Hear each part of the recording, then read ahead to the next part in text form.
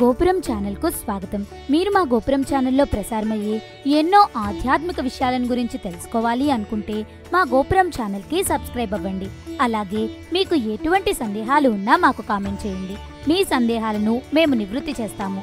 ఈ రోజు మనం తెలుసుకోబోయే ఆధ్యాత్మిక విషయం, దేవాలయాలకు వెళ్లిన వారు తిరిగి నేరుగా ఇంటికే రావాలా అన్న ఆధ్యాత్మిక విషయం గురించి తెలుసుకుందాం. మనలో చాలా మందికి దేవాలయానికి వెళ్లి తిరిగి ఇంటికి రాకపోతే ఏమైనా దోషమా అన్న అనుమానం ఉంటుంది.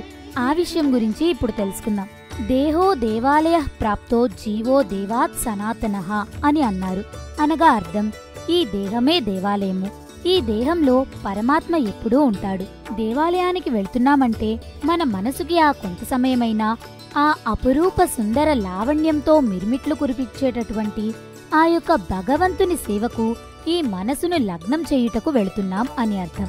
అంటే ఆ స్వామిని చూసి ఆహా, ఈశా, పరమేశ, మహేశ అని, లేదా వెంకటేశ్వర స్వామి ఆలయాలకు వెళ్ళినప్పుడు హే గోవిందా గోవిందా, నీలాల నీ మోము రామనామము ఎంత మధురం నా స్వామి అని అనుకుంటూ ఉంటాం.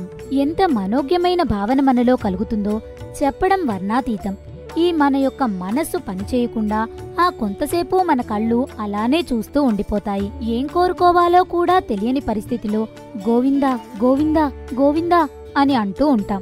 అంటే మనకు తెలియకుండానే ఆ కొంత సమయమైనా సరే మనసు ఎటువైపు పరిభ్రమించకుండా ఉండడానికి దేవాలయానికి వెళుతూ ఉంటాం. అటువంటి పవిత్రమైనటువంటి దేవాలయ దర్శనం అయిన తర్వాత మనం సరాసరి ఇంటికి రావడం మంచిదే.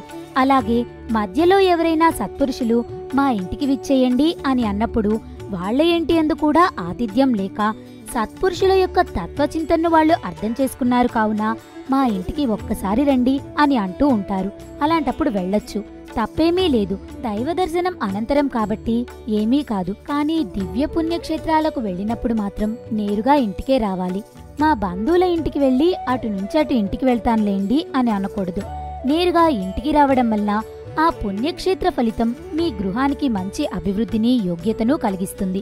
పుణ్యక్షేత్రానికి వెళ్లి తిరిగి వచ్చేటప్పుడు ఎవరైనా ఆహా రండి పుణ్యక్షేత్రాలకు వెళ్లి వస్తున్నారు అని కాళ్లు పట్టుకోవడము, కాళ్లు కడిగి నమస్కరించడం లాంటివి చేస్తూ ఉంటారు. అలా చేయనివ్వకండి. ఎందుకంటే ఆ యొక్క పుణ్యక్షేత్ర ఫలితమంతా వారికే చెందుతుంది. ఏ దేవాలయానికి వెళ్ళినా ఇంటికి రాగానే కాళ్లు కడుక్కోవద్దు. ఒక్క 10 నిమిషాల వరకైనా అలానే ఉండాలి. గుర్తుపెట్టుకోవలసిన ముఖ్య విషయం ఇది. ఓం నమో నారాయణాయ, శ్రీరామ రక్ష, సర్వజగత్ రక్ష, హరి ఓం తత్సత్.